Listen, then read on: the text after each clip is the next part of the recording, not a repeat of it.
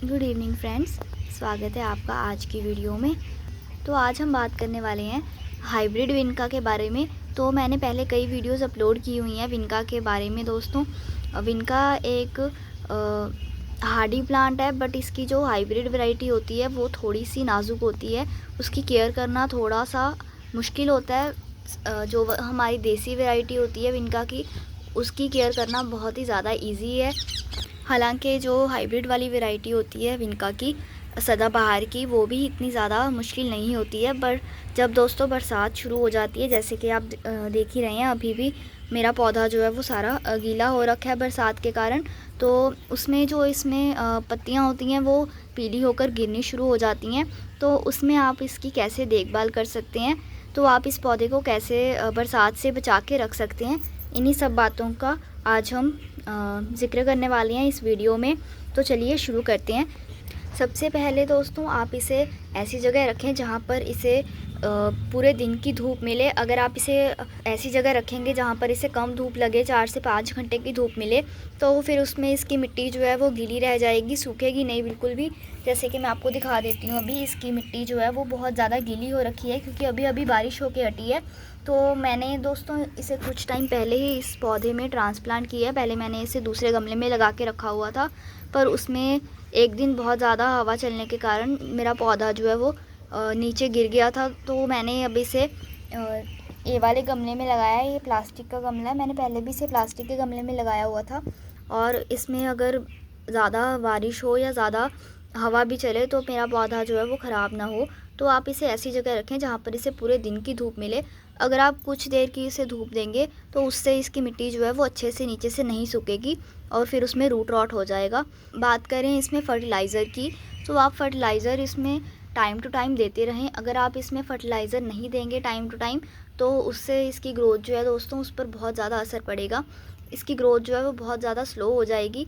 तो आप इन बातों का ध्यान रखें कि कोई भी आप फूलों का पौधा लगाते हैं तो उसमें फ़र्टिलाइज़र बहुत ही ज़्यादा इम्पॉर्टेंट होता है। हालांकि बरसात में अवॉइड करें कोई भी फर्टिलाइज़र देना अपने पौधों को। आप खाद जो है वो बरसात के बाद अक्टूबर नवंबर में दे सकते हैं, और बरसात से पहले जून जुलाई के महीने में भी दे सकते हैं। पर बरसात के मौसम में आप जितना अवॉइड करेंगे खाद देना, उतना आपके पौधों के लिए बेस्ट रहेगा। तो इसमें कई बार क्या होता है दोस्तों कि पत्तियां इसकी जो है वो पीली होकर झड़ने लग जाती हैं। तो उसका मेन रीज़न इसमें रूट रॉट होता है कि इसकी जो नीचे से जड़ें हैं वो गलनी शुरू हो गई हैं, तो उसके साइंस होते हैं। या फिर अगर इसमें आपकी नीचे जड़ है दोस्तों, उसे फैलने की जगह नहीं है, आपका पूरा गमला जो है वो नीचे से पुराना है दोस्तों, उसमें कई सालों से आपने इसका गमला चेंज नहीं किया है, तो उसमें जड़ जो है दोस्तों उससे फैलने की जगह नहीं रहती है। अलग गमले में दोस्तों थोड़े बड़े गमले में लगाइए, ताकि उसमें ग्रोथ जो है वो आपको दिखे थोड़ी। अगर इसमें ग्रोथ की जगह नहीं होगी तो आपका पौधा धीरे धीरे ख़राब होना शुरू हो जाएगा। तो इस बात का ध्यान रखें। पानी इसमें दोस्तों तभी दें जब इसकी मिट्टी जो है वो 1 से 2 इंच ऊपर से आपको सूखी मिले। हालांकि बरसात में इसे बिल्कुल भी पानी जो है वो आप बिल्कुल अवॉइड करें, क्योंकि बारिशें जो हैं वो लगातार अभी हो रही हैं। एक भी दिन जो है वो बारिश नहीं होती दोस्तों, तब भी हमारी जो मिट्टी है वो सूखती नहीं है। तो पानी आप अभी गमलों में जितना कम दें उतना बेहतर होगा। अगर आपको किसी गमले की मिट्टी जो है वो ज़्यादा सूखी नज़र आए या 1-2 दिन से बारिश ना हुई हो, तभी उसमें पानी डालें, वरना पौधों में पानी जो है वो कम से कम दें। बात करें इसमें प्रोपोगेशन की, तो ये बहुत ही ज़्यादा इजीली प्रोपोगेट होने वाला पौधा है। आप इसे दोस्तों बहुत ही आसानी से प्रोपोगेट कर सकते हैं। आप इसकी छोटी से छोटी कटिंग भी इजीली प्रोपोगेट कर सकते हैं। जब बरसात का मौसम हो तब आप इसे इजीली दोस्तों प्रोपोगेट कर सकते हैं। फरवरी मार्च का मौसम बेस्ट होता है, आप तभी से प्रोपोगेट कर सकते हैं। इसकी कटिंग जो है वो आप एलोवेरा में डिप करके लगा सकते हैं। तो हमेशा ही जब आप अपनी कटिंग्स लगाते हैं तो हमेशा उसके लिए रेतली मिट्टी लें। अगर आप भुरभुरी मिट्टी नहीं लेंगे तो उसमें आपकी कटिंग नहीं चलेगी, और अगर आप अकेली गार्डन सॉइल लेंगे तो उसमें कटिंग इतनी ज़्यादा इजीली प्रोपोगेट नहीं होती है। तो मैंने अभी तक जितनी भी कटिंग्स लगाई हैं वो सभी मैंने रेतली मिट्टी में प्रोपोगेट की हैं। उसके बाद आप उसकी मिट्टी जो है वो चेंज कर सकते हैं। पर जब आप पहले अपनी कटिंग लगाते हैं तो आपकी कटिंग तभी सक्सेसफुल होगी जब आप उसे रेतली मिट्टी में लगाएंगे। तो इन बातों का अगर आप ध्यान रखेंगे तभी आपकी जो गार्डनिंग है वो इजी होगी। बिगनर्स के लिए कुछ टिप्स होती हैं जिनका ध्यान रखेंगे आप, तो आपके गमले जो हैं ऐसे ही हरे भरे रहेंगे, आपके पौधे जो हैं वो ऐसे ही ग्रोथ करते रहेंगे अच्छे से। तो आज मैं आपको कुछ ऐसी बातें भी बताऊंगी। सबसे पहले कि मिट्टी जो है दोस्तों, उसमें खाद जो है वो बहुत ही ज़्यादा इम्पॉर्टेंट है। आप कोई भी गमला शुरुआत में लगाते हैं तो उसमें खाद ज़रूर ऐड करें। अगर आप बिना खाद ऐड किए कोई भी गमला लगाएंगे तो उसमें आपको ग्रोथ बिल्कुल भी नहीं दिखेगी। तो आपके शुरुआती दिन जो है वो आपको बहुत ज़्यादा हार्ड वर्क करना पड़ेगा। तो हार्ड वर्क से भी आपको कोई लाभ नहीं होगा, क्योंकि अगर आप उसमें खाद नहीं डालेंगे, अच्छी मिट्टी नहीं डालेंगे गमले में, तो आपके पौधे जल्द मर जाएंगे और आपके सारे पैसे जो हैं वो वेस्ट हो जाएंगे। तो आप जब भी कोई पौधा लेके आते हैं तो सबसे पहले उसकी मिट्टी जो है वो बेस्ट बनाएं। मिट्टी के अलावा दोस्तों आप पानी का ख़ास ध्यान रखें। ज़्यादातर बिगनर्स जो हैं वो ओवर वाटरिंग करते हैं अपने पौधों में, उससे पौधे जो हैं वो बहुत जल्दी मर जाते हैं। तो इन बातों का अगर आप ध्यान रखेंगे तो आपके पौधे भी ऐसे ही सालों साल चलेंगे।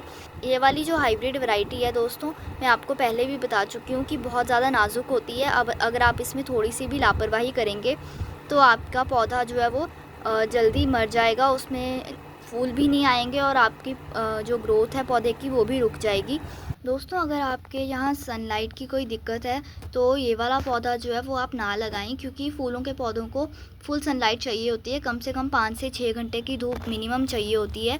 तो अगर आपके यहाँ धूप नहीं आती है, आपने बालकनी में अपने पौधे लगाए हुए हैं और आपकी दिक्कत आ रही है कि आपके पौधे में फूल नहीं आ रहे हैं इतने अच्छे से, तो दोस्तों बालकनी में अगर आपके धूप नहीं आती है तो फूल नहीं आएंगे, अच्छी क्वांटिटी में आपको फूल नहीं दिखेंगे। तो आप ऐसे पौधे ट्राई करें जिसे कम धूप चाहिए हो और आपकी बालकनी में वो सरवाइव कर पाएँ। तो इन पौधों के लिए धूप जो है वो बहुत ज़्यादा ज़रूरी होती है। तो अगर आप बिना धूप के इन पौधों का लगाएंगे तो इस पौधे की ग्रोथ भी नहीं होगी और आपको बहुत ज़्यादा दिक्कत आएगी इनकी केयर करने के लिए। तो बात करें हाइब्रिड विंका की, तो इसमें बहुत सारी वैरायटीज़ आती हैं, कलर वैरायटीज़ आती हैं। आप कोई भी कलर वैरायटी इसकी लेके आ सकते हैं नर्सरी से, बड़ी आसानी से आपको गर्मियों में मिल जाएगी। सर्दियों में हाइब्रिड विंका आपको नहीं मिलेगा, क्योंकि सर्दियों में ये बहुत ज़्यादा नहीं बिकता है नर्सरीज़ में और इसकी केयर भी बहुत ज़्यादा डिफ़िकल्ट होती है। ये बहुत जल्दी ख़राब हो जाता है बरसात के बाद। तो बरसात से पहले पहले आप इसे बड़ी आसानी से किसी भी नर्सरी से लेके आ सकते हैं। आपको हर नर्सरीज़ में इसकी वैरायटीज़ जो हैं वो मिल जाएंगी। दोस्तों ये 10 से 20 रुपए में आपको इसकी कोई भी वैरायटी आप लेके आ सकते हैं। कोई भी हाइब्रिड विंका आप कोई भी कलर में लेके आ सकते हैं, जो भी आपको कलर पसंद हो। और इसकी केयर अगर आप दोस्तों आपको नहीं पता है तो आप पूरी जानकारी के बाद ही इसे लगाएं, क्योंकि ये थोड़ा नाजुक होता है। और अगर आप इसकी देसी वाली वैरायटी लगाना चाहते हैं तो वो आप इजीली लगा सकते हैं, आपको रोड साइड से मिल जाएगी, आप उसकी कटिंग लगा सकते हैं। कटिंग के लिए दोस्तों आप उसे एलोवेरा में डिप करके रेतली मिट्टी में लगाइए, तो आपकी कटिंग जो है वो कुछ ही देर में ग्रो करने लग जाएगी, उसमें नई नई पत्तियां आ जाएंगी, ग्रोथ आपको दिखने लग जाएगी, तो आप वो ग्रो कर सकते हैं। ये वाला भी कटिंग से इजीली ग्रो हो जाता है, थोड़ा टाइम लगता है और आपको कटिंग को अच्छे से ध्यान रखना पड़ता है उसका, कि उसमें बारिश का पानी इतना ज़्यादा ना लगे और धूप भी उसको अच्छी खासी लगे।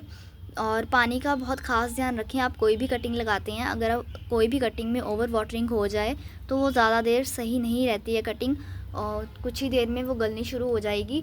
आप कोई भी कटिंग लेते हैं दोस्तों तो आप सेमी वुड कटिंग लें। हालांकि ये वाले पौधे जो होते हैं इनमें जो कोई भी स्टेम है वो ग्रीन ही होती है, पर अगर आप दोस्तों रोज़ की कटिंग लगा रहे हैं या फिर कोई और हार्डी प्लांट की कटिंग लगा रहे हैं, जैसे कि हिबिस्कस हो गया, गुड़हल की कोई भी वैरायटी की आप कटिंग लगाते हैं, तो सेमी वुड कटिंग लें। तो सेमी वुड कटिंग से आपकी कटिंग जो है वो 100% सक्सेसफुल रहती है। अगर आप ग्रीन कटिंग लेंगे किसी भी रोज़ प्लांट की या हिबिस्कस की, तो वो इतनी देर तक नहीं रह पाती है, सर्वाइव नहीं कर पाएगी, तो उसमें आपको दिखने लग जाएगा कि वो सूखने लग गई है। तो इन बातों का ध्यान रखें, आप सेमी वुड कटिंग लें तो वो आपकी 100% सक्सेसफुल रहेगी। तो दोस्तों वीडियो पसंद आई हो तो वीडियो को ज़रूर लाइक करें, चैनल को दोस्तों सब्सक्राइब करें। मिलते हैं अगली वीडियो में, तब तक के लिए बाय बाय।